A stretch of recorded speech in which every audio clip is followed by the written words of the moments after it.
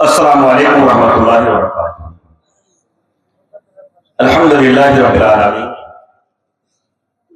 والصلاة والسلام علی سید المرسلین نبینا محمد وعلی آلہ وصحبہ اجمعین وبعد۔ اعوذ باللہ من الشیطان الرجیم، بسم اللہ الرحمن الرحیم۔ للرجال نصیب مما ترک الوالدان والأقربون وللنساء نصیب مما ترک الوالدان والأقربون مما قل منه او کثر نصیبا مفروضا۔ وقال النبی صلی اللہ علیہ وسلم ان اللہ اعطى كل ذی حق حقه فلا وصیۃ لوارث۔ صحیح الجامع۔ لم یشکر اللہ من لم یشکر الناس۔ اللہ رب کا فضل اور احسان، ذات باری کی توفیق سے اس پسماندہ کوردار پچھڑا تعلیم و تہذیب ثقافت و تعلیم کے میدان میں پچھڑے علاقے کے اندر اس طرح کے نوخیز ادارہ کا پروان پانا، جس کے طفیل سے آج حساس اور دین کے اہم موضوع پر جہاں علمی کانفرنس و سیمینار کا انعقاد کر کے سماج کو جھنجھوڑنے کا کام کیا جا رہا ہے، یقیناً اللہ رب العزت کے فضل و احسان کے بعد ہم تمام اہل کشن گنج، بیرون کشن گنج، ملک کے مسلمانوں کے لیے فخر کا باعث ہے۔ میں اس موقع پر ادارہ کے اہم ذمہ دار نوجوان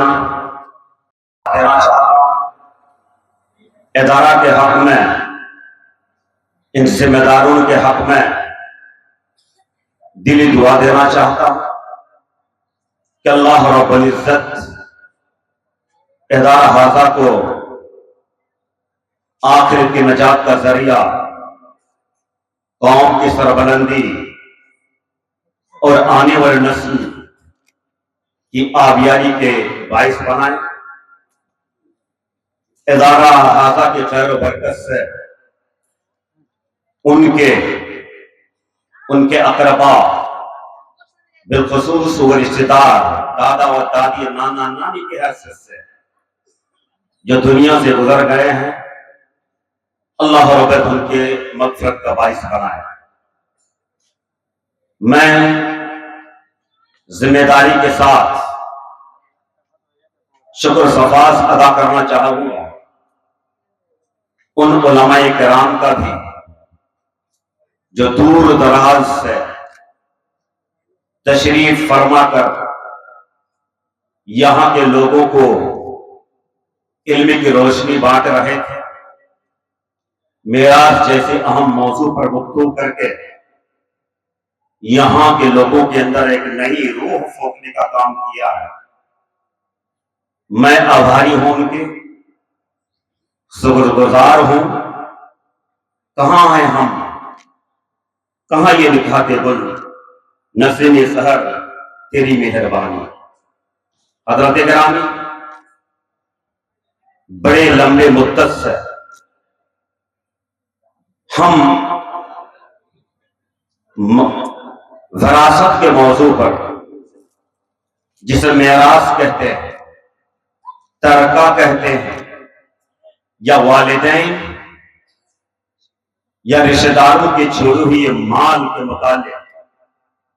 اللہ رب العزت کا نظام شریعت اسلامیہ کا نظام مسلمانوں کے لیے کیا ہے، ہر ناحیے سے اس کے تفصیلی موضوع پر ہم نے ان کے مائناس گفتگو کو سماعت کے حوالے کر رہے ہیں۔ مجھے یقین بھی ہے اور اس کا مستفید میں اپنے آپ کو پہلا شخص محسوس کر رہا ہوں۔ حاضرین، 2 منٹ کا وقت شاید میرا گزر چکا، لیکن 1 منٹ اور لینا چاہتا ہوں۔ دیکھیے، اس عرص اور موروث یا میراث یا ترکہ کا جو مسئلہ، جیسے ہمارے دکتور نور عالم دیگر خطیب نے بھی اس کی طرف اشارہ کیا ہے کہ یہ نظام کسی بندے کا نظام نہیں ہے، یہ اللہ کا نظام ہے، اور شریعت اسلامیہ کے جتنے بھی احکامات ہیں، جتنی گہرائی کے ساتھ ان کے احکامات کو ذکر کیا ہے قرآن کے اندر، اس عرص کے سوا صدقات کی تقسیم کی بات آئی ہو، لیکن اتنی مفصل اور ضابطے کے ساتھ شاید نماز کا بھی، روزہ کا بھی، حج کا بھی ذکر نہیں آیا۔ تقسیم میراث کے سلسلہ میں جو نقصانات کا ذکر ہمارے مشائخ کر رہے تھے، بیان کر رہے تھے، ان تمام چیزوں کا لباب اور خلاصہ اگر یہ دیکھا جائے تو اس کو اللہ نے تو فریضۃ من اللہ، یہ اللہ کا فریضہ ہے، وصیت من اللہ، اللہ کی جانب سے یہ تاکیدی حکم ہے، حدود اللہ، اللہ کی حد ہے۔ اس میراث کے سلسلے میں قرآن کریم کو اگر اس طرح کے الفاظ اور عبادتیں اگر پیش کر رہا ہو تو دنیا کے کوئی بھی نقصانات کی تفصیلات ہمارے سامنے ہو نہ ہو، ایک مسلمان کو بحیثیت مسلمان ان کے لیے قطعی طور پر اس کے اندر کسی قسم کی خیانت قطعی طور پر حرام ہونا چاہیے۔ برا دوستو، اللہ رب العزت نے قرآن حکیم کے اندر اسی پر بس نہیں کیا، کہا وَمَن يُطِعِ اللَّهَ وَرَسُولَهُ يُدْخِلْهُ جَنَّاتٍ تَجْرِي مِن تَحْتِهَا الْأَنْهَارُ خَالِدِينَ فِيهَا وَذَلِكَ الْفَوْزُ الْعَظِيمُ۔ اس سورہ نساء کے اندر آپ پڑھیے، ان آیاتوں کو ذکر کرنے کے بعد، احکامات کو بیان کرنے کے بعد، اللہ تعالیٰ آخر میں کہہ رہے وَمَن يُطِعِ اللَّهَ، جو ان احکامات کی پاسداری میں اللہ رب العزت اور ان کے آخر نبی رسول کی اطاعت کی، انہیں ایسی جنت میں پرویش کرے گا، داخل کرے گا جن کے نیچے نہریں جاری ہیں، خالدین فیہا، اس میں ہمیں ہمیشہ اپنی زندگی گزارے گا، ذالک الفوز العظیم، یہی تو بڑی کامیابی برخلاف اس کے وَمَن يَعْصِ اللَّهَ وَرَسُولَهُ، ان احکامات کے نفاذ اور پاسداری میں جس نے اللہ اور اللہ کے رسول کے مخالف عصیان کو اپنایا، وَيَتَعَدَّ حُدُودَهُ، اور اس کے قانون وراث سے تجاوز کرتے ہوئے دایاں بایاں کو اپنا وسوسہ قرار دیا، موقع تلاشا، یدخلہ نارا خالدا فیہا، ایسے جہنم کے اندر اسے پرویش اور داخلہ دلائے گا جس میں ہمیشہ ہمیشہ رہے گا، وَلَهُ عَذَابٌ مُّهِینٌ، اور بڑا رسوا کن عذاب ایسے لوگوں کے لیے ہے۔ حاضرین و ناظرین، حقوق اللہ کے اندر سب سے اہم ترین حق میراث ہے، اس میں کوئی شک و شبہہ کی بات نہیں۔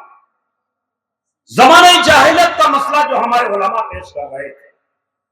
ان کے سامنے اپنی وجہت نظر تھی، ان کا منطق یہی تھا کہ عورتیں گھر کی ہیں، وہ لوگ، وہ بیٹا، بڑا بیٹا جو لوگوں کے ساتھ جنگ کرنا سیکھا،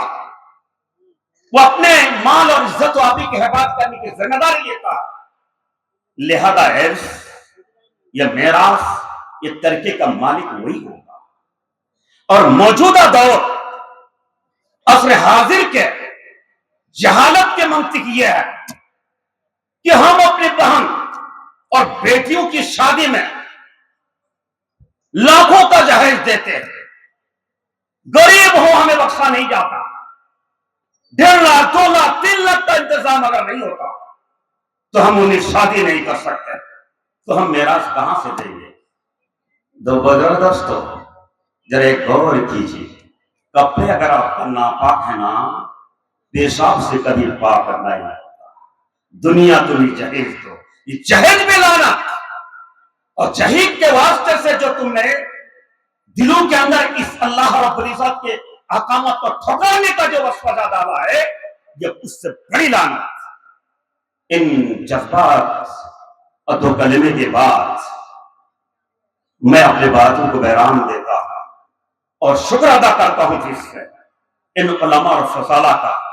جو اپنی تشریف آوری کے ذریعے سے ہماری ہمت افزائی کرائی ہے، اور علاقہ حاضہ کو ایک نئی روح عطا کرنے کا ایک موقع دیا ہے، اور ہمارے ذمہ داران جن لوگوں کے قد و کاوش اور محنت اور جذبات سے